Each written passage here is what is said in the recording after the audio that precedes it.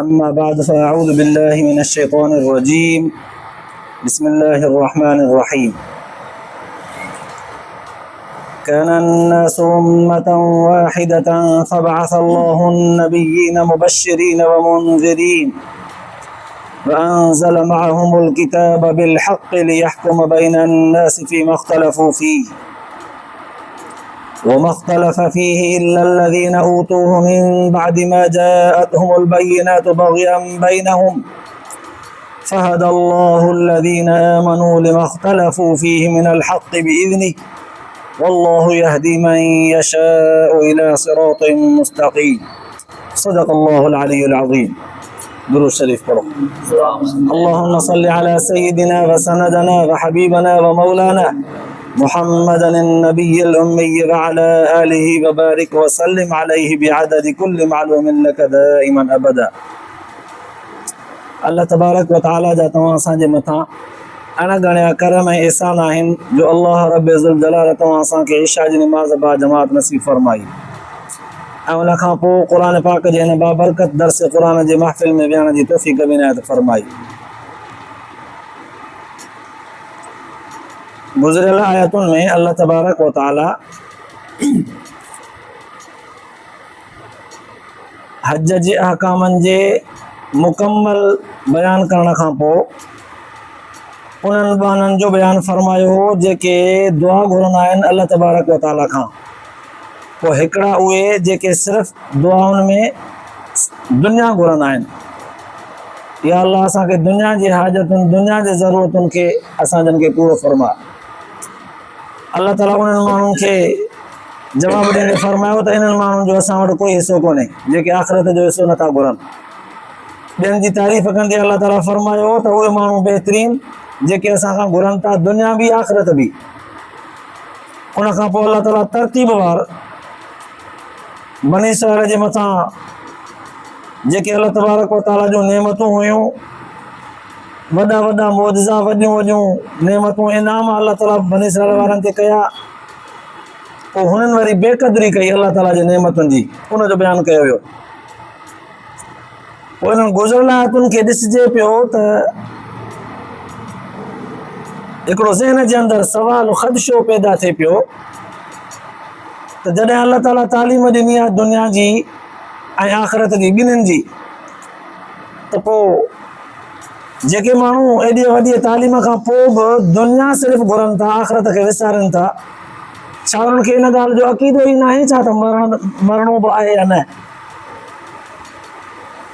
ज़ाहिर आहे या त उन्हनि जो अक़ीदो ई न हूंदो।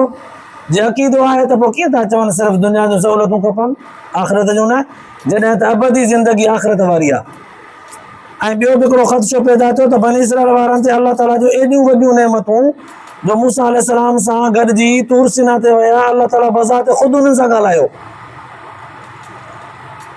वरी अल्लाह ताला उन्हनि जे लाइ आसमान खां मन ऐं सलवा नाज़िल कयो। अल्लाह ताला उन्हनि जी आॾो उन्हनि जे दुश्मन फ़िरौन खे दरियाए नील में ग़रक़ कयो, अखियुनि सां ॾिठऊं, पंहिंजो दिलियूं ठारियूं, त बि अल्लाह ताला जे नेमतुनि जी नाशुक्री कयूं। त पोइ हितां सम्झ में अचे थो हिन ख़दशे खां पोइ त ज़रूरत हुई हिन ॻाल्हि जी त बयानु कयो वञे हिन ॻाल्हि खे त इंसानियत में फ़र्क़ु आयो किथां? इहा बुत परस्ती, बिदत, मुनाफ़िक़त, शिरक, कुफ़र इहा आई किथां? कॾहिं खां वठी पैदा थी? अल्लाह तबारक व तआला इन्हनि समूरनि ख़दशनि जो जवाबु ॾींदे गोया के फरमायो अॼोकिन आयतुनि में फरमाई कानन्नासु उम्मतन वाहिदा, माण्हू सभु जो सभु हिकिड़े दीन ते हुया, सभु जो सभु माण्हू हिकिड़े दीन ते हुया। साईं कॾहिं खां वठी हिकिड़े दीन ते हुया? हाणे हिन आयत जे सम्झण खां पहिरियां उलमा मुहद्दिसीन जेको पसे मंज़र लिखियो आहे इंसानियत जो, थोरो उन जे तरफ़ हलणो पवंदो, हदीस जे वरक़नि खे उथारणो पवंदो। अल्लाह जे रसूल सल्लल्लाहु अलैहि वसल्लम फरमायो, उलमा मुहद्दिसीन बि लिखियो आहे, तारीख़ दाननि बि लिखियो आहे त अल्लाह तबारक व तआला जॾहिं आदम अलैहिस्सलाम खे पैदा फरमायो, आदम अलैहिस्सलाम जे पैदा करण खां पोइ अल्लाह ताला आदम अलैहिस्सलाम जे पुठीअ ते पंहिंजो हथ कुदरत वारो हथ रखी अल्लाह तबारक व तआला आदम अलैहिस्सलाम जे पुठीअ मां उहे सभु रूह कढिया जेके काइनात जे आख़िरी ॾींहं ताईं आदम जे औलाद मां पैदा थियणा।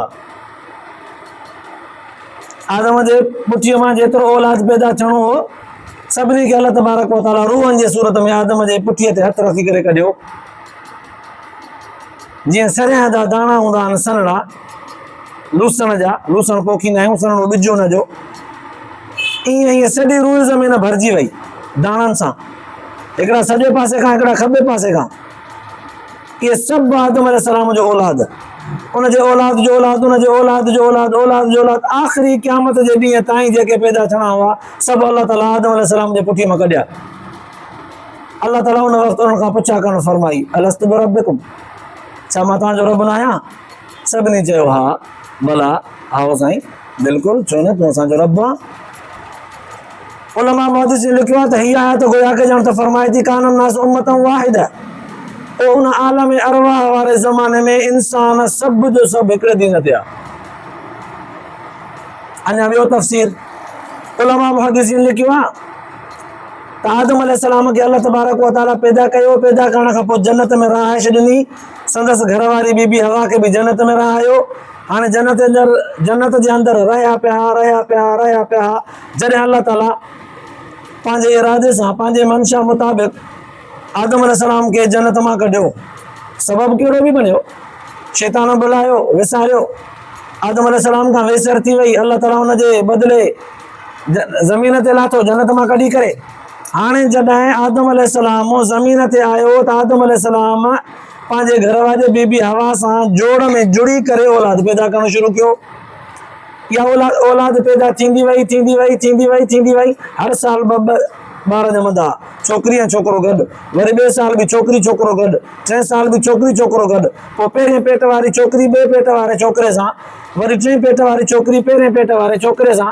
ईअं निकाह उन शरीयत में जाइज़ हो, छो त इंसानियत जी इब्तिदा हुई, ॿियो को तरीक़ो कोन हो।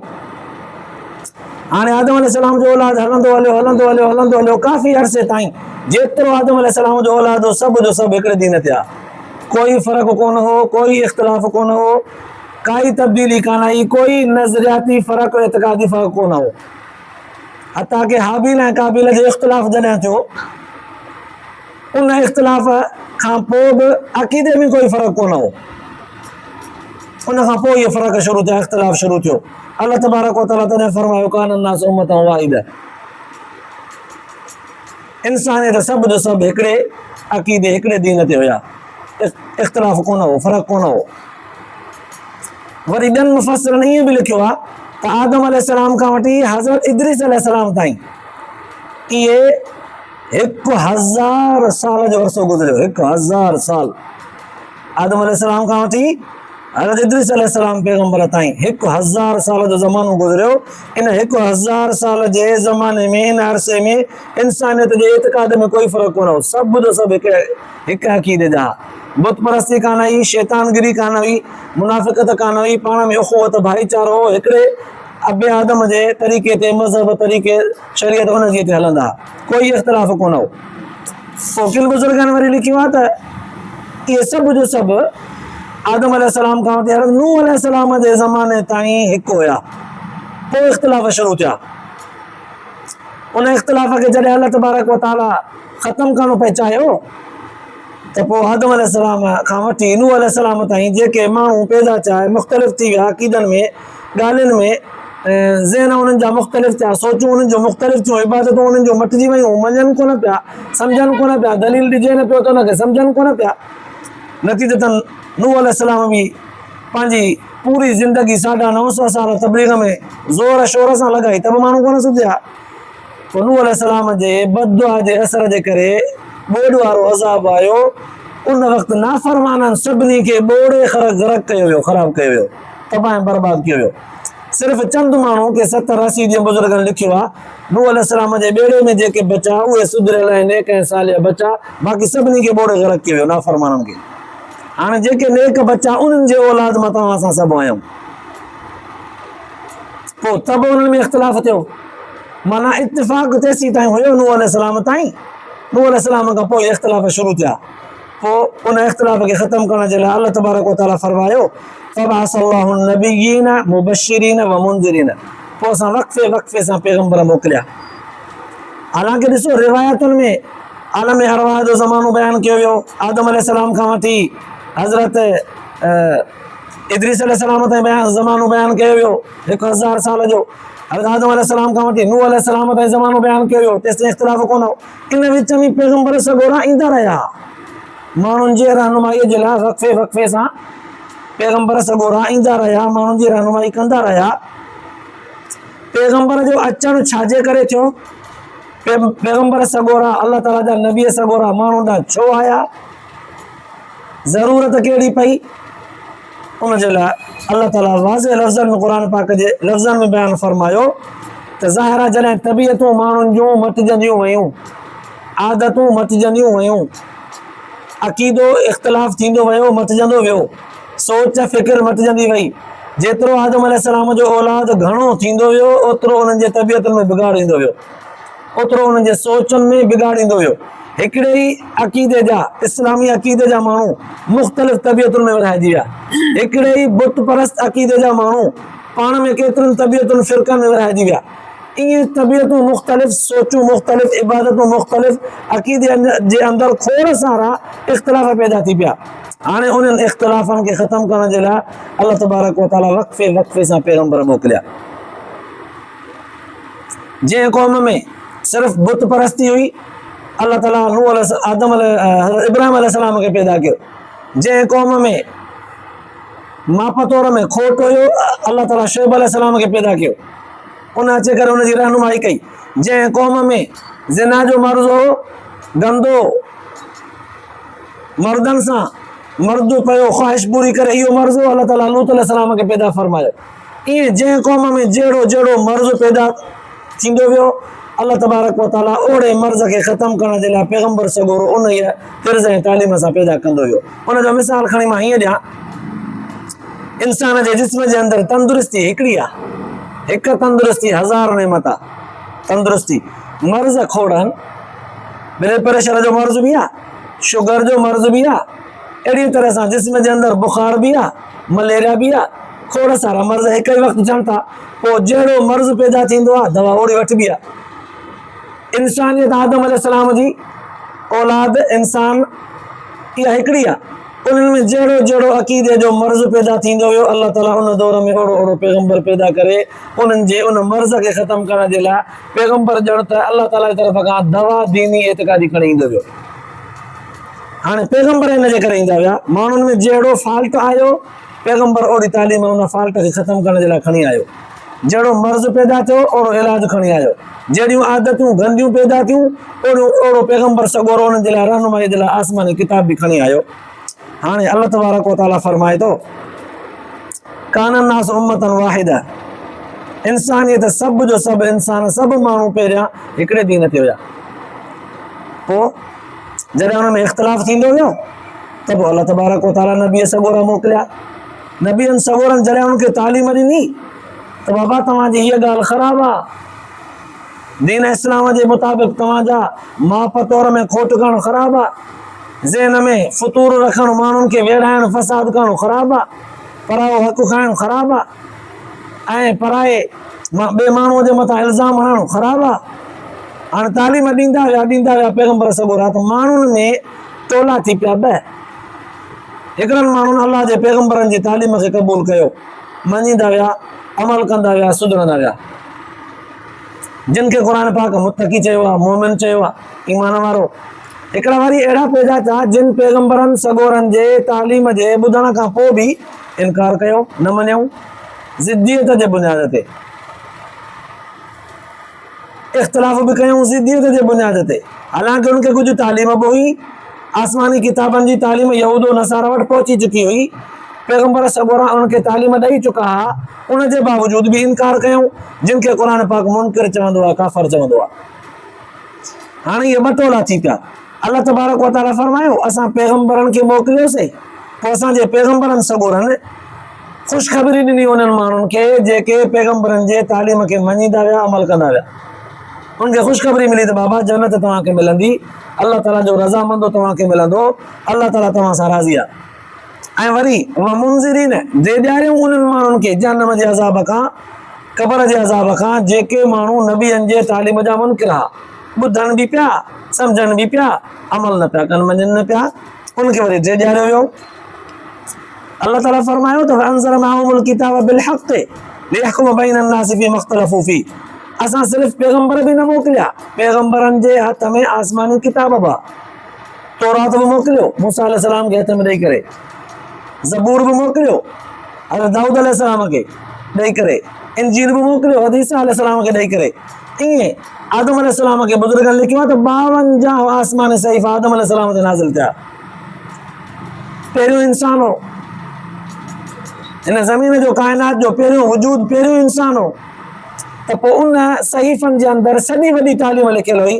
तव्हां ज़मीन खे कीअं छेड़ियो, हारपो कीअं कयो, ॿिज तव्हांजो कीअं फुटंदो, पाणी तव्हां कीअं ॾियो, लाबारो कीअं कयो, मरो त पूरो हिक ॿिए खे कीअं दफ़नायो, कीअं जनाज़ो कीअं पढ़ो, सभु तरीक़ेकार हुन में न हुया। त बहरहाल अल्लाह जी फरमाए थो माण्हुनि जे इख़्तिलाफ़ात खे ख़तमु करण जे लाइ, जेको हुननि जो अक़ीदे जो इख़्तिलाफ़ हो, जेको हुननि जे तबई तौर ते तबई इख़्तिलाफ़ हो, या जेको उन्हनि जो दीनी इस्लामी इख़्तिलाफ़ हो, उन्हनि इख़्तिलाफ़नि खे ख़तमु करण जे लाइ असां पैगंबर मोकिलियासीं। पैगंबरनि खे हथनि में किताब ॾिनासीं, किताब बि खणी आया। पर वॾी ॻाल्हि अजब जी हीअ वमख्तलफ़ फ़ीहि इल्ला अल्लज़ीन ऊतूहु मिन बाद मा जाअतहुमुल बय्यिनातु बग़यन बैनहुम।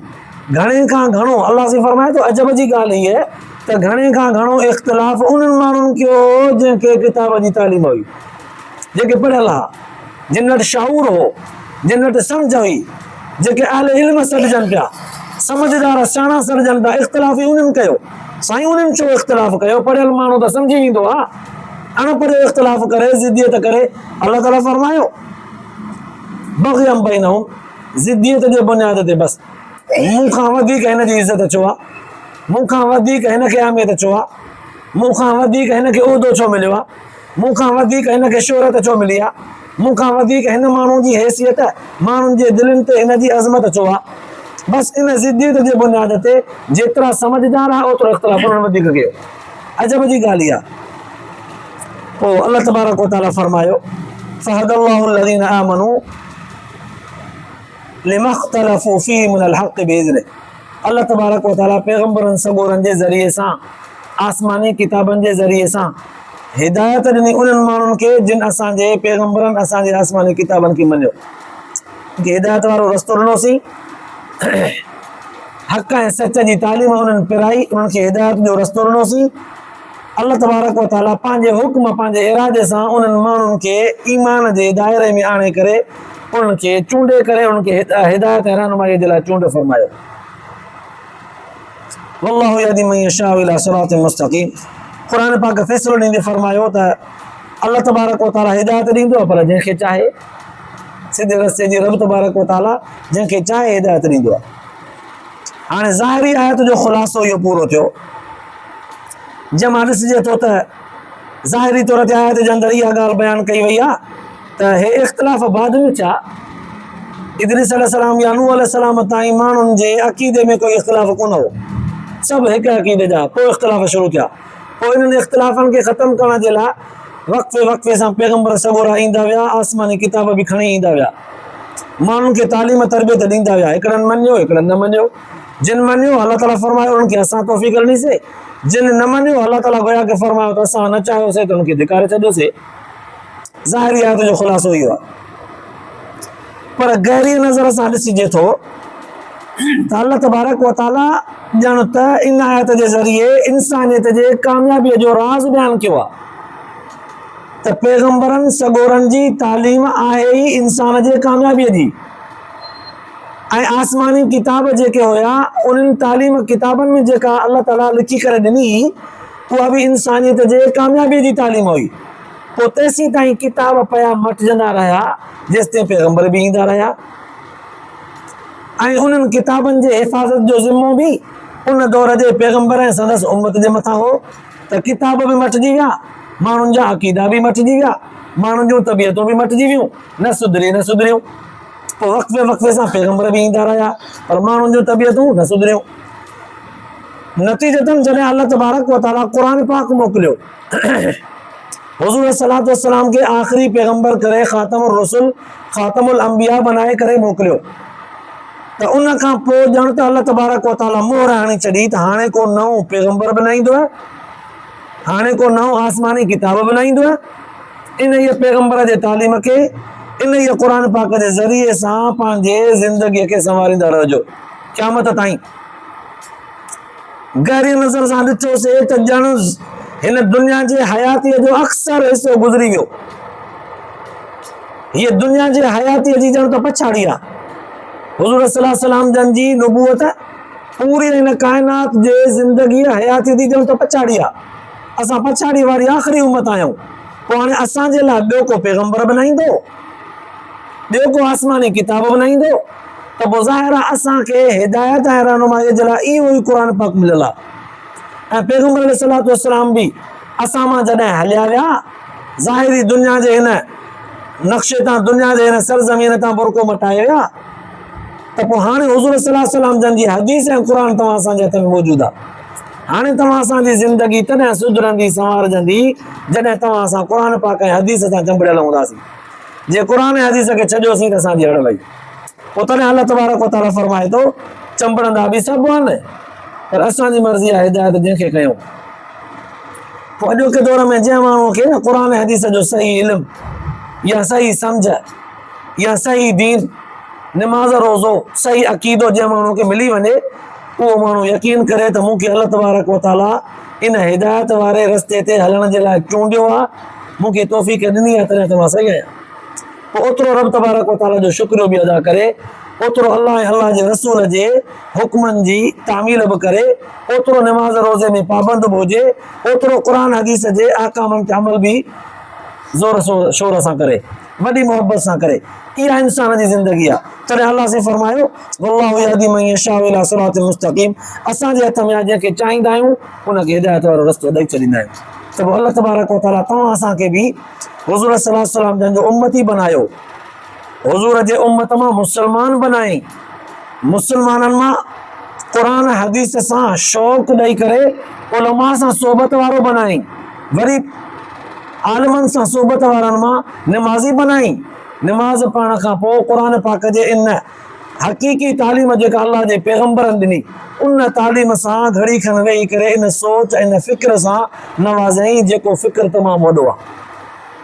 अल्लाह पाक शल तव्हां असांजे हिन वेहण खे, ॿुधण खे, ॿुधाइण खे क़बूल फरमाए, आख़िरत जे लाइ निजात जो ज़रियो बनाए, अमल जी तौफ़ीक़ नसीब फरमाए। आख़िर दावाना अल्हम्दुलिल्लाहि रब्बिल आलमीन।